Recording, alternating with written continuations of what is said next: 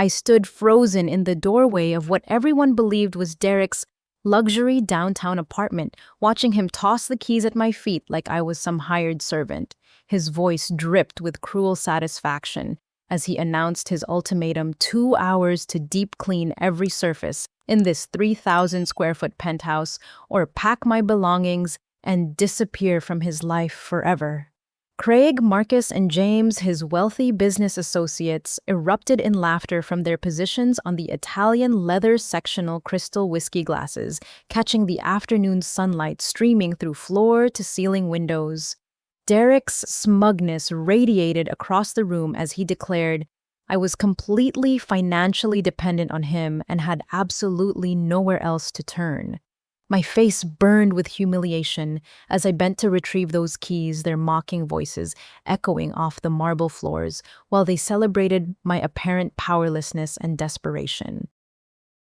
The vacuum cleaner's steady hum provided cover for my racing thoughts as I methodically cleaned around Derek's business meeting.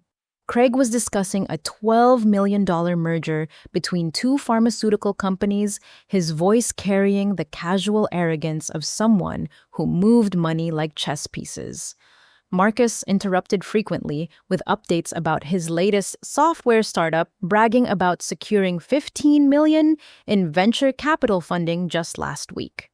James, the oldest of the three at 42, dominated the conversation with stories about flipping luxury condominiums in Manhattan, each deal netting him profits that exceeded most people's annual salaries. They treated me like furniture that occasionally moved, never acknowledging my presence unless Derek barked another cleaning order. The Persian rugs needed to be beaten clean on the balcony. The chandelier required individual crystal cleaning with specialized solution. Every piece of artwork had to be dusted with museum-quality cloths.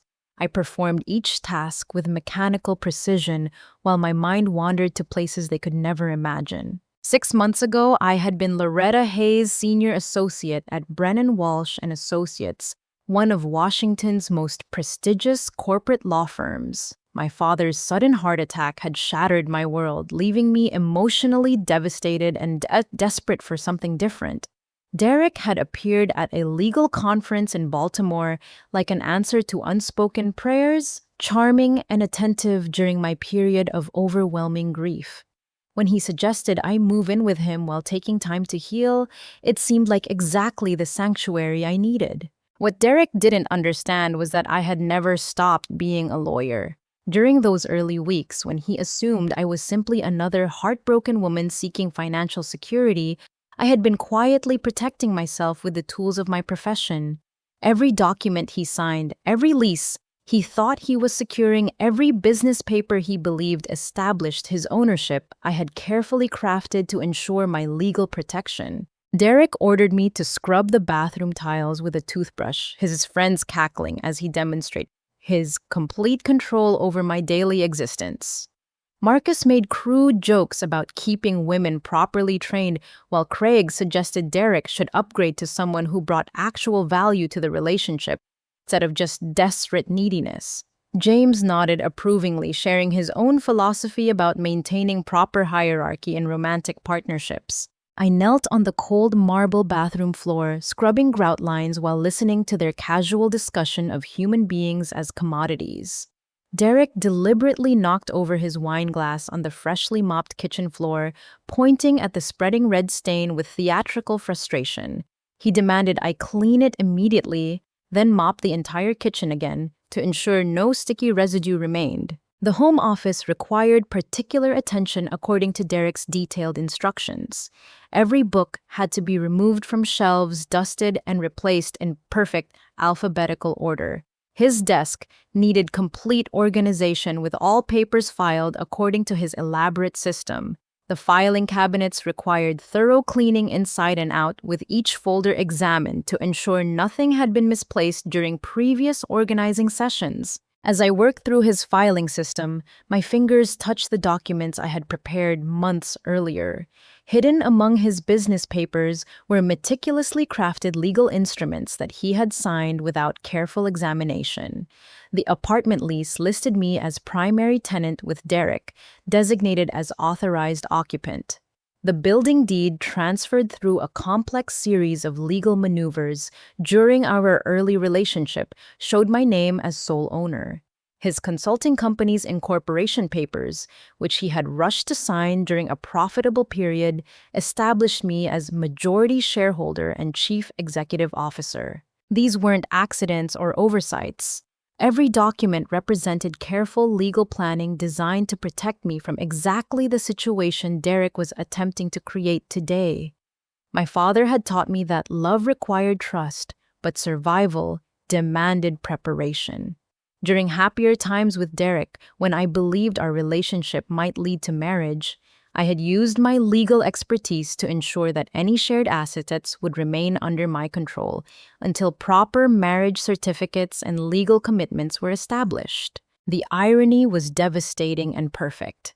Derek was ordering me to clean an apartment that legally belonged to me, demanding I organize files for a company I actually owned, all while declaring his power over someone who held every legal advantage he thought he possessed. Derek's phone suddenly rang with urgent intensity, the ringtone cutting through their business discussion like a fire alarm. His business partner's name flashed across the screen, and Derek's face immediately shifted from smug satisfaction to concerned confusion. The conversation was brief, but clearly alarming based on Derek's increasingly pale complexion and stammering responses. When he hung up, the three friends looked at him expectantly, but Derek's focus had shifted entirely from humiliating me to whatever crisis his business partner had just described. His hands shook slightly as he poured himself another whiskey, and his previous confidence had evaporated like morning fog. Something was very wrong in Derek's business world, and based on the panicked expression spreading across his face, he was about to discover just how much he needed access to those legal documents I controlled. Derek's business partner had delivered catastrophic news during that phone call. Meridian Consulting Group, the company Derek thought he owned, faced a $3 million lawsuit from their biggest client, Tech World Industries. The allegations were devastating. Fraudulent billing practices, inflated invoices for services never performed, and systematic overbilling that had continued for over 18 months. TechWorld's forensic accountants had uncovered evidence that Meridian had been charging for phantom employees, fictional consulting hours, and completely fabricated business expenses. Craig immediately shifted into damage control mode, his banker's instincts recognizing the severity of Derek's situation. He recommended immediate asset liquidation to cover potential settlement costs and legal fees. Marcus suggested Derek mortgage the apartment to raise quick cash, while James offered to purchase the building at 20% below market value as an emergency favor. All three friends began treating the crisis as a fascinating puzzle to solve their previous joviality, replaced by calculating business discussions. I continued dusting bookshelves while listening to their strategic planning session. Derek owed $237,000 across multiple credit cards, his personal savings account contained only $8,000, and his business checking account had been frozen, pending investigation by TechWorld's legal team. The financial picture painted a portrait of someone living far beyond his actual means, using credit and borrowed money to maintain a lifestyle completely unsupported by legitimate income. Derek's desperation grew more apparent with each passing minute. He tore through his desk drawers, searching for property deeds and business incorporation papers, growing increasingly frantic when he found only photocopies instead of notarized originals. His attorney was unreachable, probably already aware of the brewing legal storm and avoiding contact until he understood the full scope of Derek's potential criminal liability. Marcus offered to loan Derek $50,000 at 15% interest, but only if he could provide collateral in the form of verified property ownership. Craig suggested Derek liquidate his business assets immediately before TechWorld could freeze additional accounts or claim company property as part of their lawsuit settlement. James warned that if criminal charges were filed, Derek's personal assets could be seized under federal racketeering statutes. The friend's advice revealed the harsh reality of Derek's social circle. These weren't genuine friendships built on mutual care and support, they were transactional relationships based on perceived wealth and status. As soon as Derek's financial foundation showed cracks, his supposed friends began calculating how to protect their own interests while potentially profiting from his misfortune. Derek blamed everyone except himself for the crisis. His business partner was supposedly responsible for all billing decisions.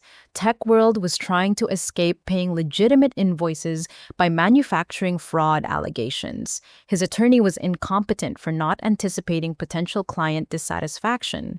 The spiral of denial and finger-pointing demonstrated exactly the kind of character that would lead someone to demand their girlfriend scrub floors while entertaining friends who viewed her as disposable entertainment. I served fresh drinks to the four men, maintaining my facade as a desperate woman with no other options. Derek grabbed his whiskey without acknowledgement, too absorbed in his financial panic to maintain his earlier theatrical dominance. His friends accepted their beverages with casual indifference, already beginning to distance themselves from someone whose business empire was crumbling in real time. The scope of Derek's deception became clearer as he made increasingly desperate phone calls. He had been presenting himself as a successful entrepreneur while actually operating a sophisticated billing fraud scheme. Meridian Consulting Group charged clients for services that existed only on paper-billed hours, for employees who had never worked on specific projects, and inflated actual consulting work by 300% to maximize revenue from unsuspecting companies. Derek's attorney finally returned his call, delivering even worse news. Tech World Industries had contacted the FBI about potential federal crimes involving mail fraud and wire fraud. The case involved multiple states and millions of dollars in allegedly fraudulent billing, which automatically triggered federal jurisdiction and much more serious criminal penalties. Derek's business partner had already hired a criminal defense attorney and was reportedly cooperating with federal investigators. Craig, Marcus, and James exchanged meaningful glances as the full scope of Derek's legal troubles became apparent. Craig announced that his bank's legal department prohibited him from providing loans to anyone under federal investigation. Marcus suddenly remembered an urgent conference call and gathered his belongings. James withdrew his offer to purchase the building, citing potential complications if the property was connected to criminal proceedings. Within 30 minutes, Derek's support system had completely evaporated. His friends departed without offering assistance, his business partner was cooperating with federal authorities, and his attorney was preparing for criminal defense rather than civil litigation. The man who had been humiliating me an hour earlier was now facing potential decades in federal prison. Derek's phone rang again, this time displaying an unknown number from downtown Washington. When he answered, a calm, professional voice identified herself as Special Agent Patricia Williams from the FBI's Financial Crimes Division. She requested that Derek make himself available for voluntary questioning within the next 48 hours and strongly recommended he retain criminal counsel before any such meeting. The apartment fell completely silent after Derek hung up. He stared at his phone like it had transformed into a venomous snake, his face drained of all color and confidence. The investigation was real. Federal agents were involved, and his entire life was about to be scrutinized by people with the authority to destroy everything he thought he had built. But Derek still didn't understand the most important truth. Every asset he was desperately trying to protect, every piece of property he hoped to liquidate for legal defense funds, every business holding he thought he could sell to cover mounting expenses, all of it belonged to me. The legal documents he needed to prove ownership were sitting in my filing cabinet, and I was the only person with the authority to access them or authorize their use. Special Agent Patricia Williams arrived exactly 43 minutes after her phone call, accompanied by Agent David Chen from the FBI's White-Collar Crime Division. They presented Derek with a federal search warrant authorizing examination of all financial records, business documents, and property ownership papers related to Meridian Consulting Group and Derek's personal assets. The warrant specifically mentioned this apartment as Derek's primary business address and demanded immediate access to all relevant documentation. Derek's panic reached new heights as he realized federal agents were standing in what he believed was his living room, demanding proof of ownership for everything he thought belonged to him. His hands trembled as he led them to his home office, frantically pulling open filing cabinets and desk drawers while explaining that all his important papers were certainly somewhere in his organizational system. The agents watched patiently as Derek scattered documents across his desk, searching desperately for original property deeds, business incorporation papers, and lease agreements that would establish his legal authority over the assets he needed to liquidate. Photocopies weren't sufficient for federal investigations. They needed notarized originals with proper legal seals and signatures to verify authentic ownership claims. I continued organizing Derek's bookshelf while the FBI agents conducted their preliminary examination. Agent Williams was approximately 40 years old, with steel gray hair and the confident demeanor of someone who had investigated hundreds of financial fraud cases. Agent Chen appeared younger, maybe 35, with meticulous attention to detail, evident in how he photographed each document Derek produced. Derek's desperation became more pathetic with each passing minute. He pulled papers from multiple folders, creating increasingly chaotic piles while insisting that his attorney definitely had copies of everything the agents needed to see. Agent Williams explained that federal investigations required original documents, not attorney copies, and that Derek's failure to produce proper ownership papers could be interpreted as additional evidence of financial misconduct. When Derek suggested his business partner might have some documents, Agent Chen informed him that his partner was already cooperating fully with federal investigators and had provided extensive documentation about Meridian Consulting Group's billing practices. Derek's partner had apparently decided that cooperation offered better prospects than attempting to protect someone who had created their shared legal nightmare. I approached the gathering around Derek's desk, carrying the dust cloth I had been using on his bookshelves. Agent Williams looked at me with professional curiosity, probably wondering why Derek's girlfriend was cleaning during a federal investigation. Derek barely acknowledged my presence, too focused on his futile search for documents that didn't exist in his possession. "Excuse me," I said quietly, addressing Agent Williams. "I might have some documents that could help your investigation." Derek spun around with irritation, his face flushed with stress and anger. "Loretta, these agents don't need you interrupting their work. You don't have any business documents or legal papers." Agent Williams raised her hand to silence Derek, her attention now focused entirely on me. "What kind of documents do you have, Miss Hayes?" I replied. "Loretta Hayes. I'm an attorney currently on sabbatical from Brennan Walsh and Associates in Washington. I have original legal documents related to this property and Meridian Consulting Group." Derek's expression shifted from irritation to complete confusion.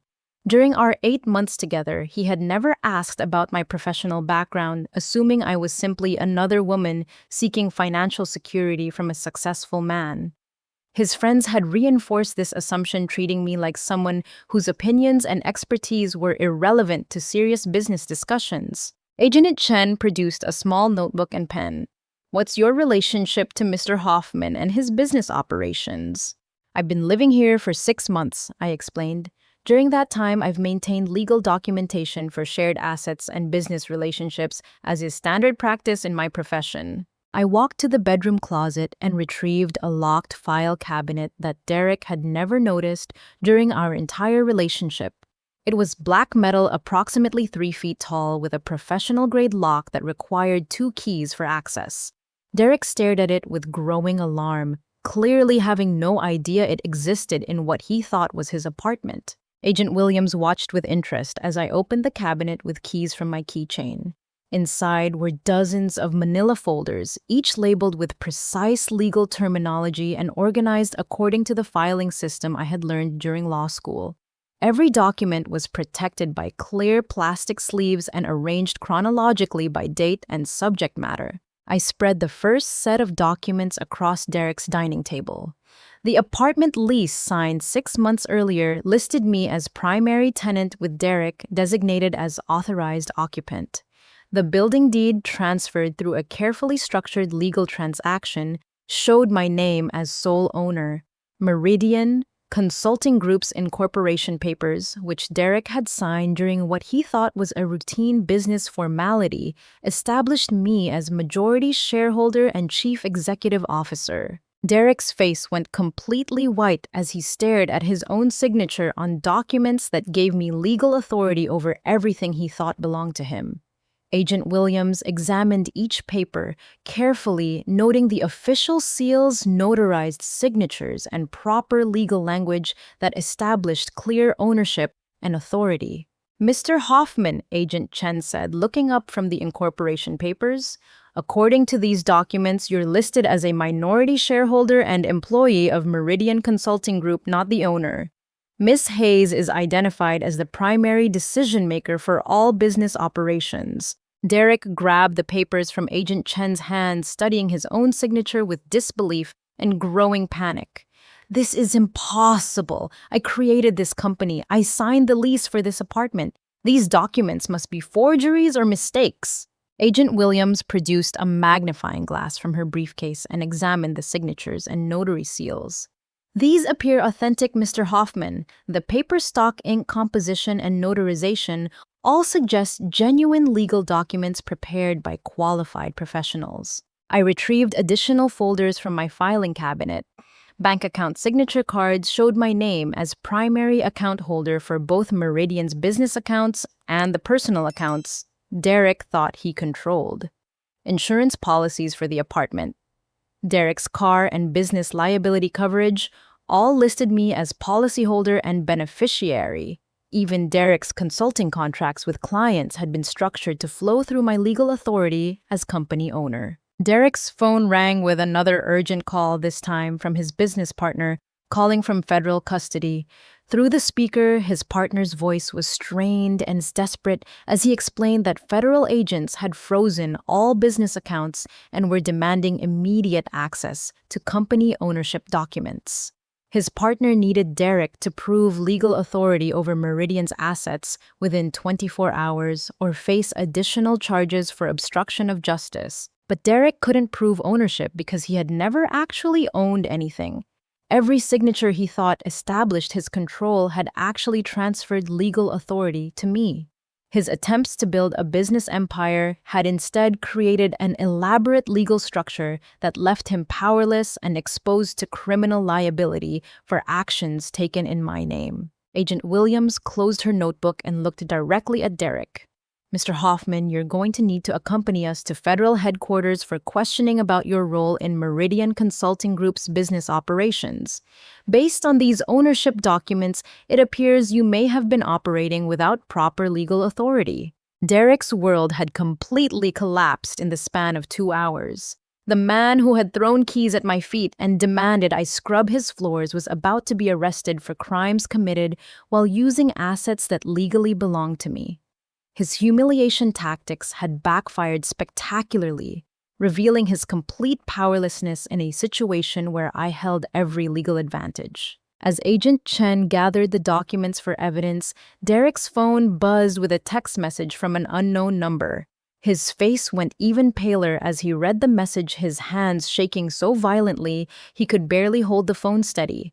Whatever additional crisis had just emerged, Derek was clearly unprepared to handle any more devastating news about his rapidly crumbling life. Derek stared at the text message on his phone with the expression of someone watching their entire world collapse in real time. Agent Williams noticed his reaction and requested to see the message as a part of their ongoing investigation. Derek's hands shook as he handed over his phone, revealing a message from his estranged wife's attorney demanding immediate payment of $60,000 in overdue alimony and child support. Mr. Hoffman, Agent Williams said, reading the message carefully. This indicates you are currently married with outstanding legal obligations. You've been representing yourself as single throughout our investigation. Derek's face cycled through several emotions: panic, desperation, and finally, a kind of defeated resignation. I'm separated from my wife. The divorce has been pending for over 2 years. These payments are just temporary maintenance agreements. Agent Chen made additional notes while I processed this information with growing shock and anger. During our entire 6-month relationship, Derek had presented himself as recently divorced with no ongoing family obligations. He had shown me what appeared to be final divorce papers, though I now realized I had never examined them with my professional legal training. Miss Hayes, Agent Williams addressed me directly. Were you aware of Mr. Hoffman's marital status and financial obligations? No, I replied, my voice steadier than I felt. Derek told me he was divorced and had no children or ongoing family responsibilities. Agent Williams exchanged glances with her partner. Derek's deception was expanding beyond business fraud into potential domestic relations violations and personal fraud that could complicate their federal investigation significantly. From my filing cabinet, I retrieved the folder containing all documents Derek had provided about his personal background. The divorce papers he had shown me were clearly preliminary separation agreements, not final divorce decrees.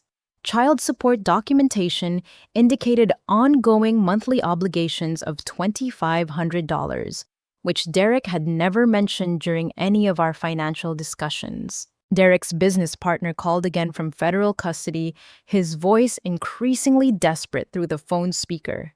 Federal investigators had discovered that Meridian Consulting Group owed over $4 million in fraudulent billings to multiple clients across 6 different states. Derek's partner needed immediate access to company assets to hire criminal defense attorneys, but federal agents wouldn't release any funds without proper ownership documentation from authorized company officials. Agent Chen informed Derek that his business partner's cooperation had revealed the full scope of their billing fraud scheme. Meridian had been systematically overbilling clients for phantom services, creating fake employee records to justify inflated consulting fees and using shell companies to hide the movement of fraudulent profits across state lines. The federal charges Derek faced included mail fraud, wire fraud, money laundering, and conspiracy to commit financial crimes. Each count carried potential sentences of up to 20 years in federal prison, and the multi-state nature of their scheme triggered enhanced penalties under federal racketeering statutes. Derek attempted to claim innocence, insisting that his business partner had handled all billing and client relationships without his knowledge or approval. Agent Williams produced evidence that Derek's signature appeared on multiple fraudulent invoices and that his personal bank accounts had received direct transfers of money from obviously fake billing schemes. I presented additional documentation from my filing cabinet showing Derek's complete financial picture. His credit card statements revealed spending patterns completely inconsistent with legitimate business income.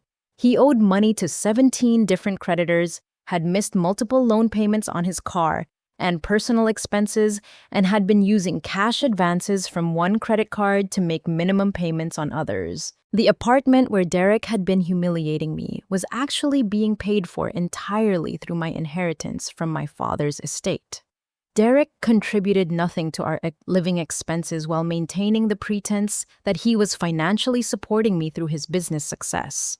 Agent Williams reviewed Derek's financial records with professional thoroughness. His actual income from Meridian Consulting Group, minus the fraudulent billings, was approximately $43,000 annually.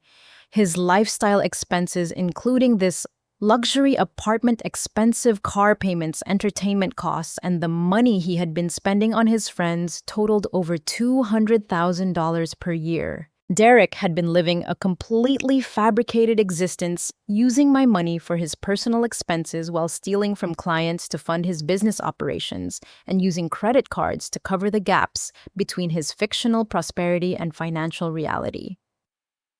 The man who had lectured me about my supposed desperation was actually the most financially desperate person in the room. Agent Chen received a call from their field office with additional devastating news for Derek.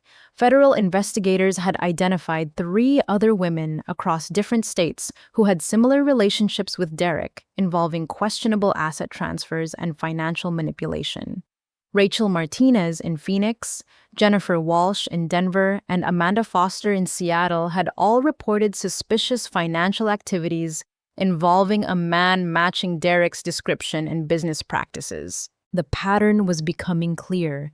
Derek specifically targeted successful professional women, charmed them during vulnerable periods in their lives, convinced them to transfer assets or provide financial support, and then attempted to maintain control through emotional manipulation and financial dependence.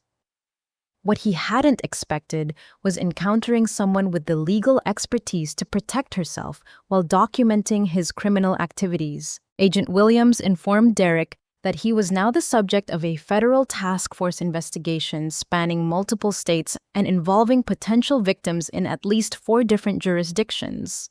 His fraudulent activities weren't limited to business billing schemes. He had been operating a sophisticated personal fraud ring targeting financially successful women across the western United States. Derek's phone rang with yet another crisis call, this time from the building management company.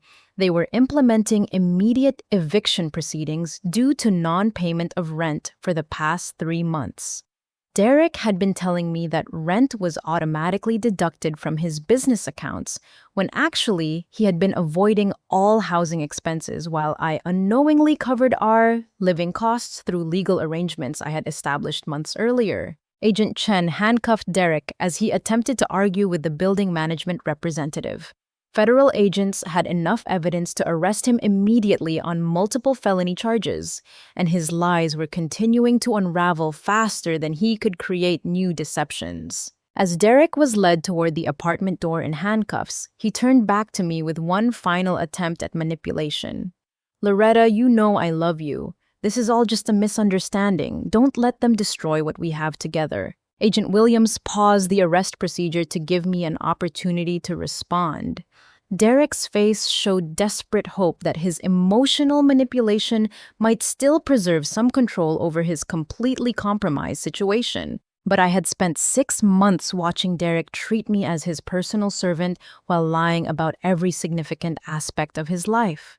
His declaration of love was just another attempt to exploit my emotions for his benefit, exactly like his fraudulent business practices and systematic deception of multiple women across multiple states. "Derek," I said quietly, looking directly into his eyes, "you threw your keys at my feet and told me to clean everything or get out. Now federal agents are taking you away in handcuffs from an apartment that legally belongs to me. I think that answers your question about what we have together." Agent Williams nodded approvingly and continued escorting Derek toward the door. His final attempt at emotional control had failed as completely as every other aspect of his elaborate deception. The man who had tried to humiliate me into submission was leaving in federal custody while I remained in control of every asset he thought belonged to him. 15 minutes after federal agents departed with Derek in handcuffs, the apartment's front door burst open with startling violence. A woman, approximately 32 years old, stormed through the entrance, her face flushed with anger and desperation, holding the hand of a small girl who appeared to be 7 or 8 years old. The woman's brown hair was pulled back in a hastily assembled ponytail, and her clothing suggested someone who had rushed from work without time to prepare for this confrontation. "Where is Derek Hoffman?" she demanded, scanning the apartment with fierce determination. "I know he's been living here with some woman while avoiding his child support payments." I stood near the dining table where Derek's legal documents were still spread across the surface, trying to process this latest shocking development in what had already been the most devastating day of my adult life. The little girl pressed close to her mother's side, wide brown eyes taking in the luxury surroundings with obvious confusion and wonder. "Derek was just arrested by federal agents," I said carefully. "Are you his wife?" I'm Sarah Hoffman, and this is Emma Derek's daughter. She gestured to the child beside her.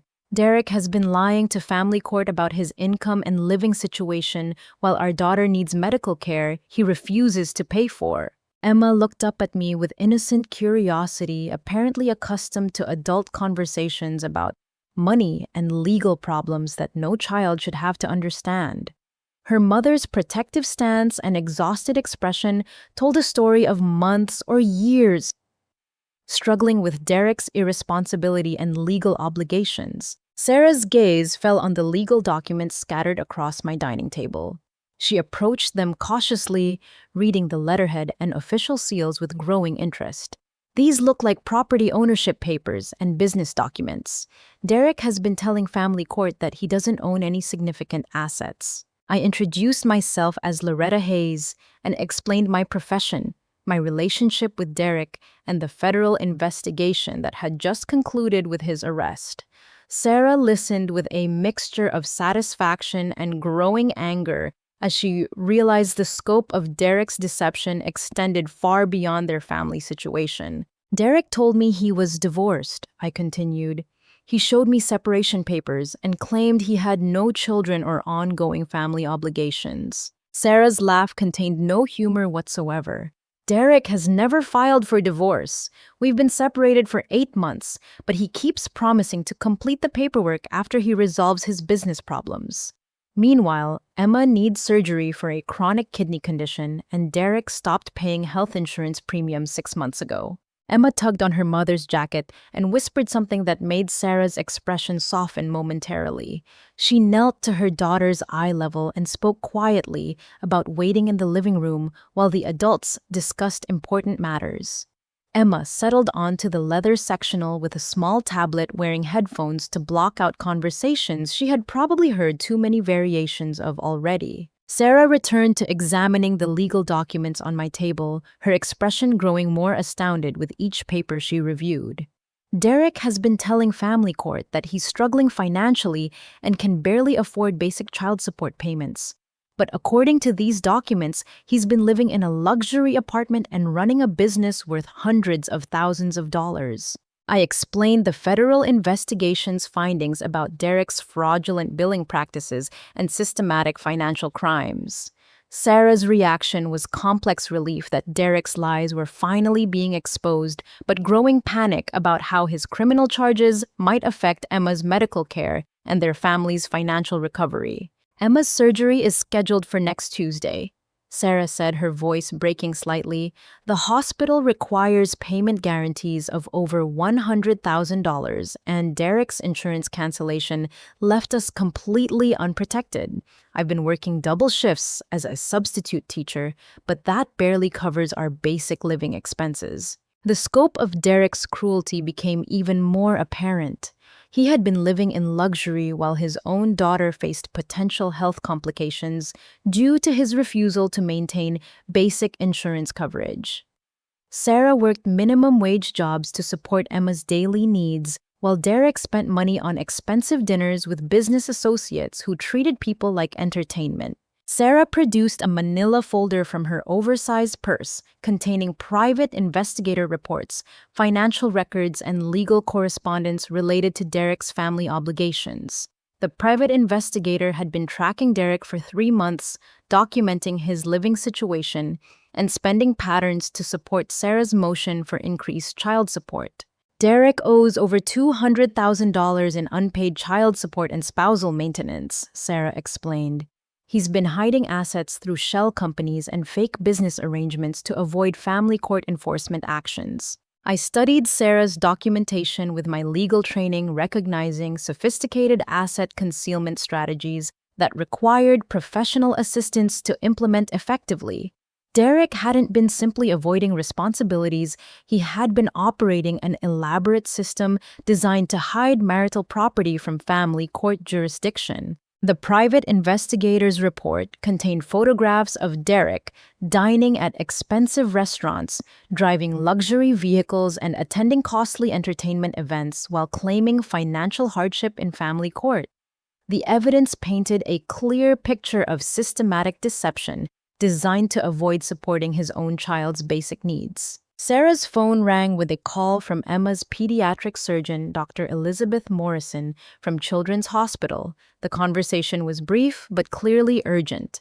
Emma's kidney function was deteriorating faster than anticipated, and the surgery needed to be moved to Thursday of this week rather than next Tuesday. Dr. Morrison needed immediate confirmation of payment arrangements to secure Emma's place in the surgical schedule. "I don't have $100,000, Sarah said after ending the call, her voice trembling with barely controlled panic.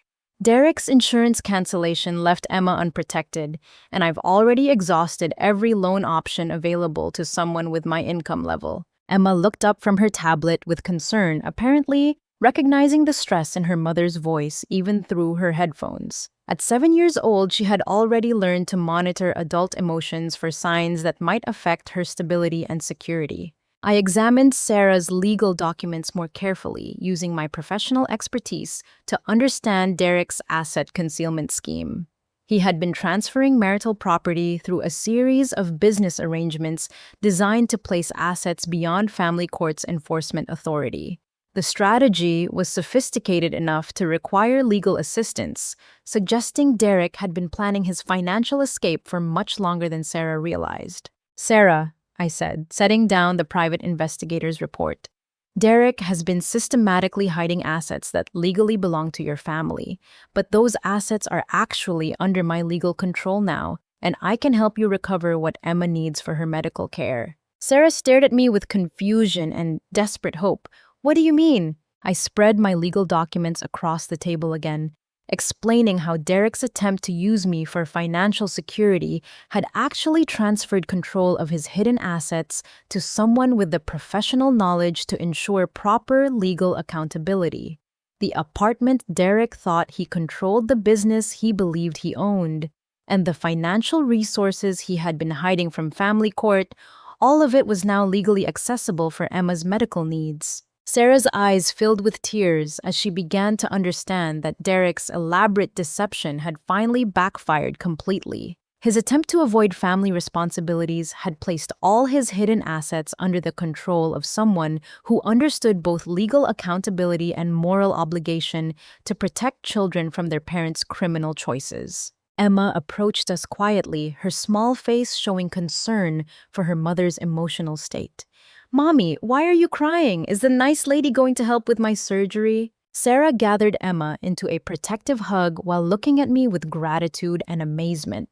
For the first time in months, she had encountered someone with both the authority and willingness to ensure Derek's responsibilities to his daughter would be fulfilled despite his criminal activities and systematic deception. But our conversation was interrupted by Sarah's phone ringing again, this time with a call that would reveal even more shocking information about the scope of Derek's deception and the number of women whose lives he had damaged through his calculated manipulation and fraud.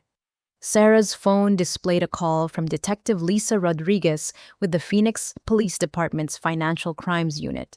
Detective Rodriguez was investigating Derek's relationship with Rachel Martinez, a successful real estate agent whose house had been fraudulently transferred to Derek's name during their 6-month relationship. Rachel had discovered the property theft when she received foreclosure notices for a house she thought belonged to her.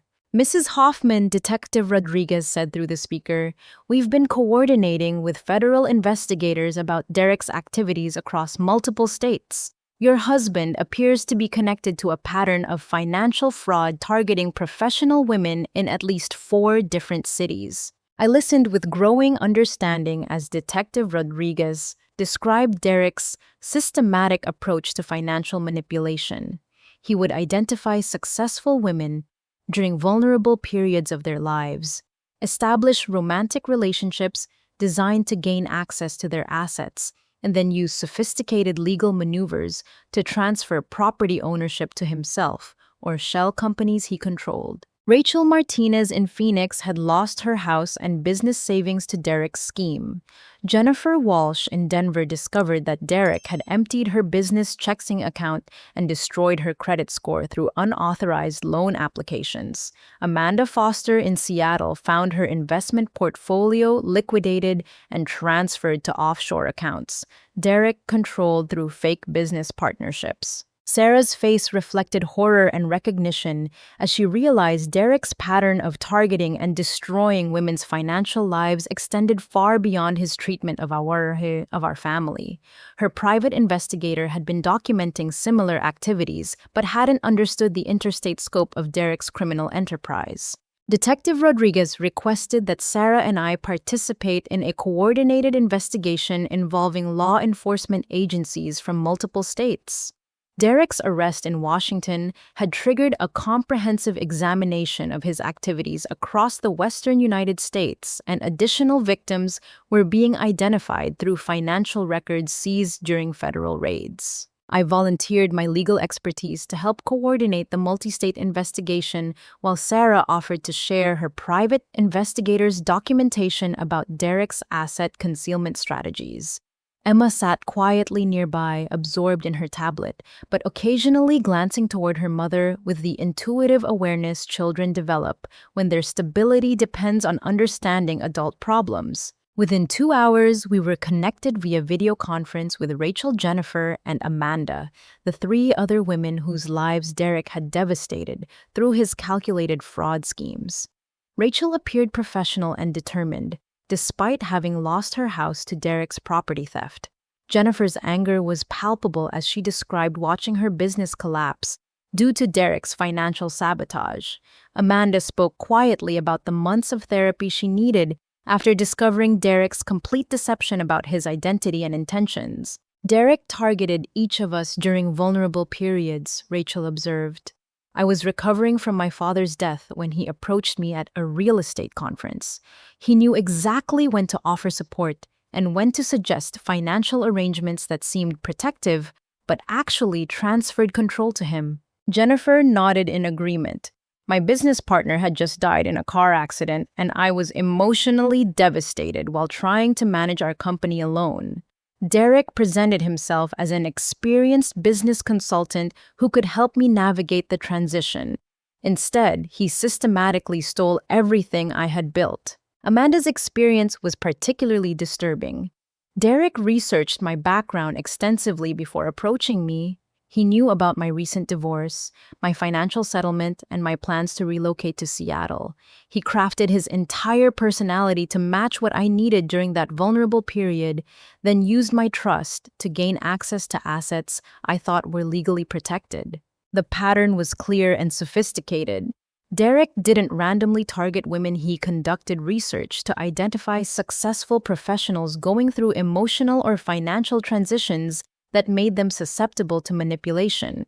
His approach was calculated, methodical, and designed to exploit basic human needs for connection and security during difficult periods. Sarah shared Emma's medical situation with the group, explaining how Derek's refusal to maintain insurance coverage had created an immediate health crisis for their daughter. The other women responded with immediate offers to help, suggesting a coordinated effort to ensure Derek's criminal activities didn't prevent Emma from receiving necessary medical care. Detective Rodriguez coordinated our discussion with federal agents who were preparing additional charges against Derek based on evidence from multiple jurisdictions. Derek's crimes weren't isolated incidents. They represented a sophisticated interstate fraud ring that had been operating for over 3 years and involved total damages exceeding $2 million. I presented my legal documentation, showing current control over Derek's hidden assets, explaining how his attempt to manipulate me had actually placed his concealed property under the authority of someone capable of ensuring proper distribution to his victims. The irony was perfect. Derek's most recent scheme had given his victims access to the resources needed for their recovery and his accountability. Federal agents informed us that Derek's business partner had provided evidence of additional criminal activities, including tax evasion, money laundering through fake consulting contracts, and systematic billing fraud that extended far beyond the original Tech World Industries case. Derek's criminal exposure was expanding rapidly as investigators uncovered the full scope of his deception. Emma's surgery was successfully rescheduled with full payment guarantees provided through Derek's seized assets. Dr. Morrison's office confirmed that Emma's medical care would be completely covered with additional funds available for ongoing treatment and recovery support. Sarah's relief was overwhelming as months of financial stress finally lifted from her shoulders.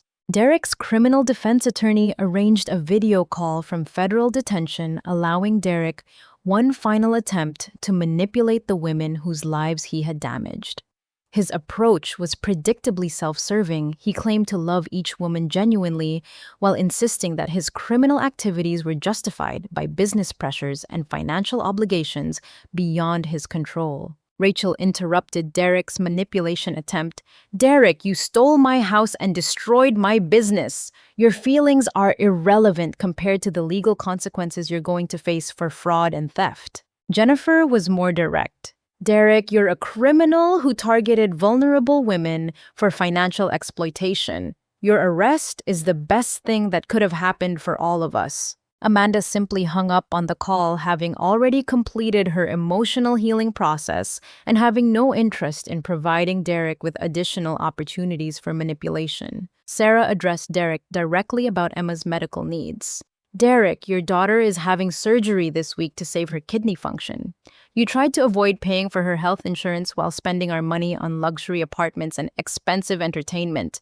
Emma will recover completely, and you'll spend years in prison thinking about the choice you made to prioritize your fake lifestyle over your own child's medical care." I delivered the final message. "Derek, you threw keys at my feet and demanded I clean your apartment or leave forever. Federal agents arrested you for crimes committed using assets that legally belong to me. You humiliated me while operating a criminal enterprise that destroyed multiple women's lives.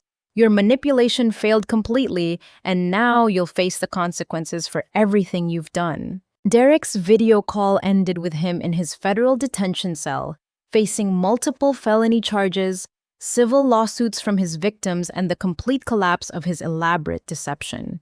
The man who had tried to control and humiliate women through financial manipulation was now powerless and dependent on public defenders for legal representation he couldn't afford. Emma looked up from her tablet as our conference call concluded. "Mommy is the bad man going to jail forever." Sarah smiled and hugged her daughter. "Not forever, sweetheart, but long enough for you to grow up safely without worrying about him hurting our family anymore." 18 months later, Derek stood in federal court wearing an orange detention uniform and handcuffs, listening to Judge Margaret Thompson deliver his sentence for financial fraud, money laundering, and interstate racketeering. The evidence presented during his 6-week trial had painted a comprehensive picture of systematic criminal activity spanning 4 states and involving damages exceeding $3.7 million. "Mr. Hoffman," Judge Thompson said, reviewing the sentencing guidelines, "your crimes demonstrate a calculated pattern of targeting vulnerable women during emotional crises, exploiting their trust for financial gain, and showing complete disregard for the welfare of your own child. This court sentences you to 15 years in federal prison, followed by 5 years of supervised probation with restitution requirements totaling $4.2 million, including interest and penalties." Derek's public defender had negotiated a plea agreement that avoided life imprisonment under federal racketeering statutes, but the sentence ensured Derek would remain incarcerated until his mid-50s. His early release would depend on maintaining employment in federal prison industries and making consistent restitution payments that would continue for decades after his eventual freedom. Emma's kidney surgery had been completely successful, with Dr. Morrison reporting excellent recovery and normal function 6 months after the procedure. Emma was now 8 years old, thriving in third grade, and showed no lasting effects from the medical crisis Derek's negligence had created. Sarah documented Emma's complete recovery for family court, ensuring Derek could never claim ignorance about his daughter's medical needs when calculating future support obligations. Sarah had completed her master's degree in elementary education, while Emma recovered from surgery using the apartment I had transferred to their ownership as stable housing that allowed her to focus on career advancement rather than basic survival.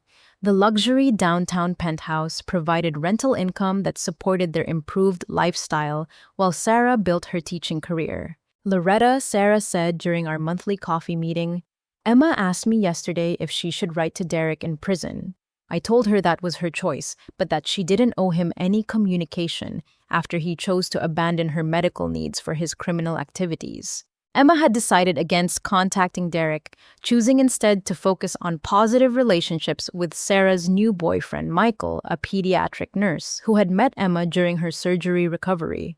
Michael's genuine interest in Emma's well-being provided a healthy example of how adult men should treat children, contrasting sharply with Derek's record of neglect and self-interest. I had returned to Brennan Walsh and Associates with renewed professional purpose, specializing in financial abuse cases and domestic fraud prevention. My personal experience with Derek's manipulation provided unique insights for helping other victims recognize and escape similar schemes.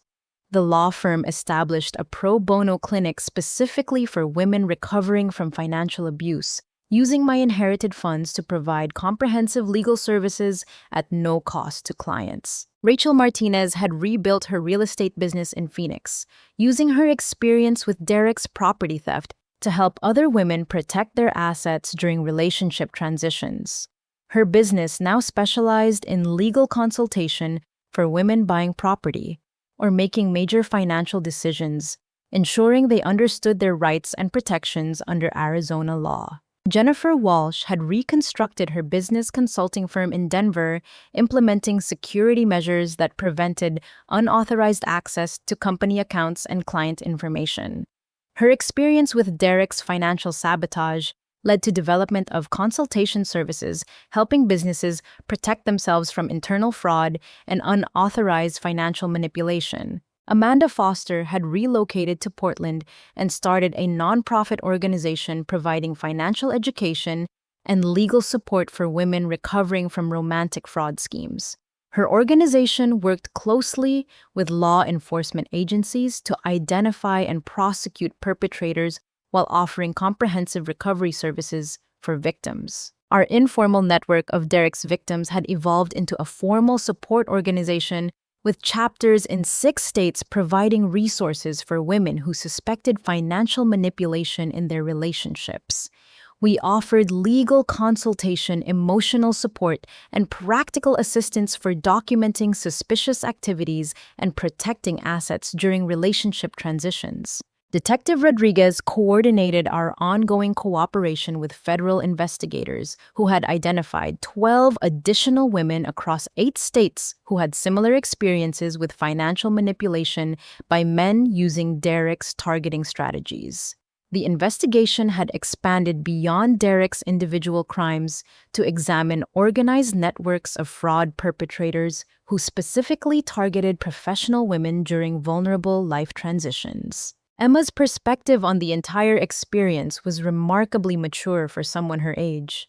"Mommy," she said during one of our visits, "I'm glad the bad man went to jail because now we have our own house and you don't cry about money anymore." Sarah's emotional recovery had been as complete as Emma's physical healing. Derek tried to convince me that I was financially helpless and emotionally dependent on him.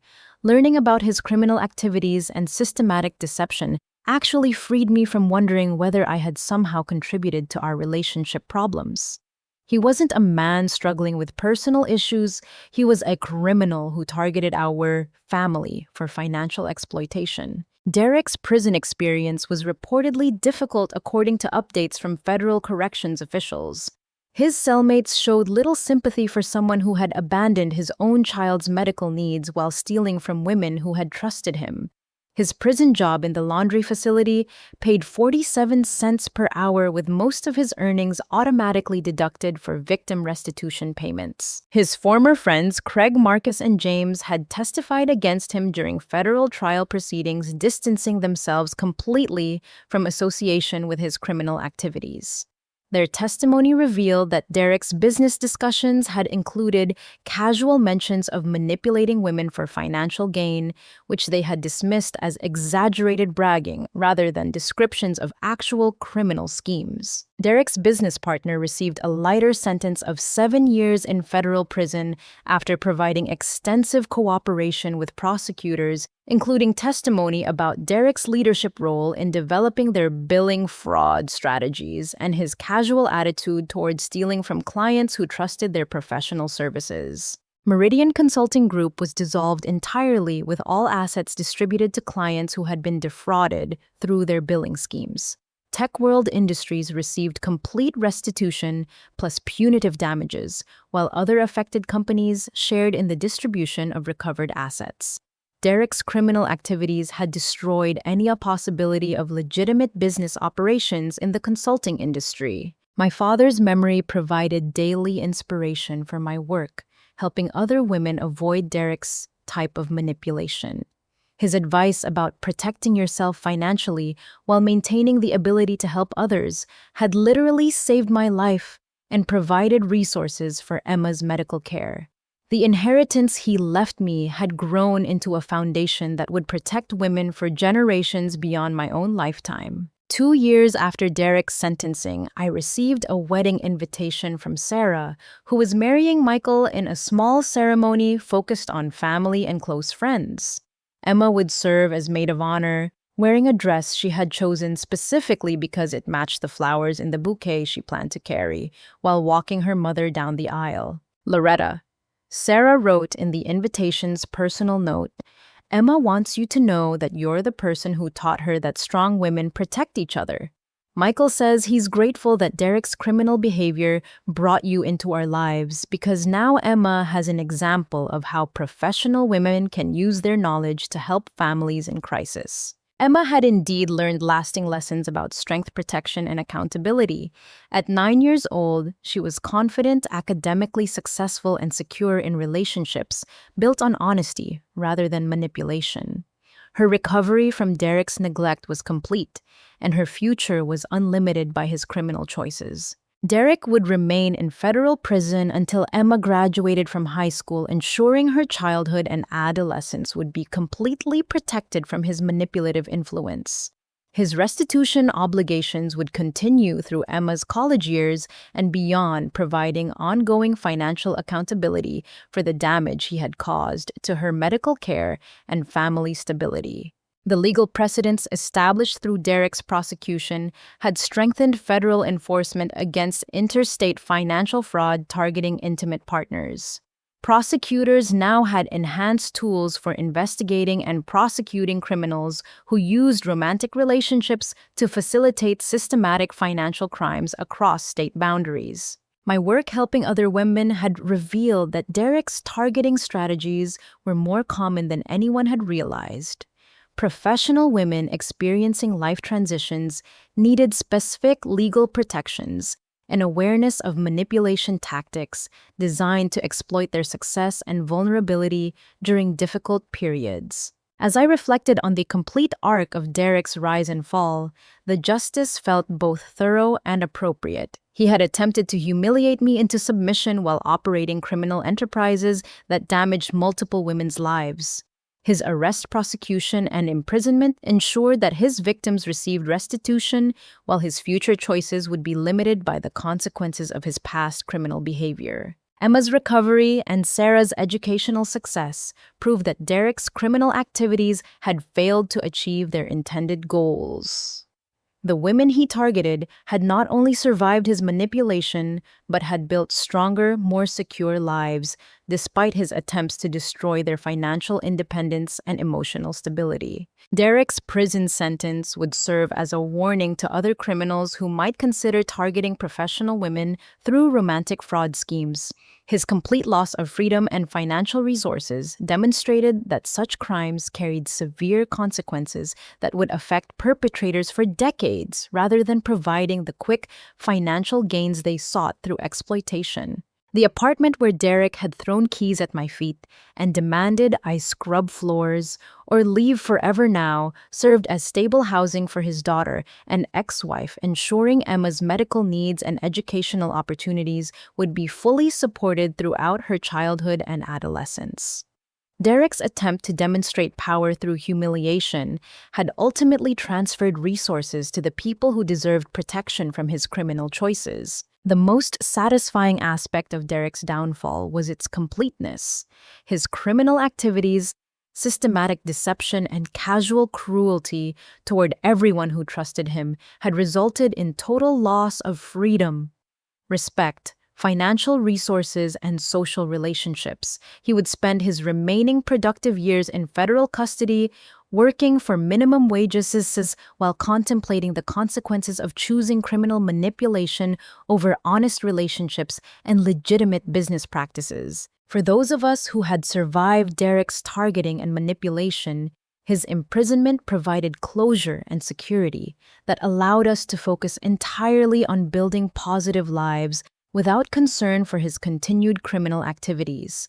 His capacity to harm additional women had been permanently eliminated through federal incarceration and ongoing legal accountability. I want to ask you something important. Have you ever found yourself in a relationship where someone tried to make you feel financially helpless or emotionally dependent? The warning signs are often subtle at first, but recognizing them early can protect you from experiencing what Derek's victims endured.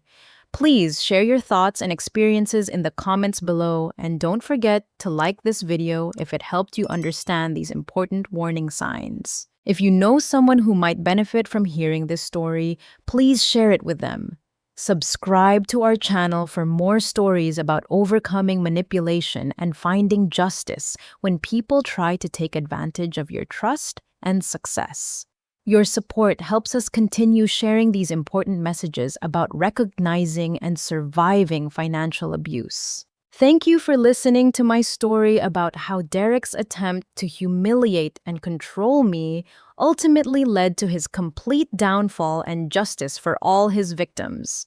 Remember that protecting yourself legally isn't about being suspicious of everyone. It's about maintaining the independence and resources needed to help others when they need justice most. Stay strong, trust your instincts, and never let anyone convince you that your professional knowledge and financial independence make you less worthy of genuine love and respect.